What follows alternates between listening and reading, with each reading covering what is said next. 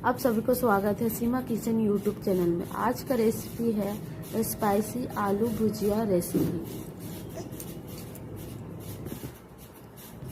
यहाँ पे तेल गरम हो चुका है, इसमें छोटे छोटे आलू को काट लूँगी और यहाँ पे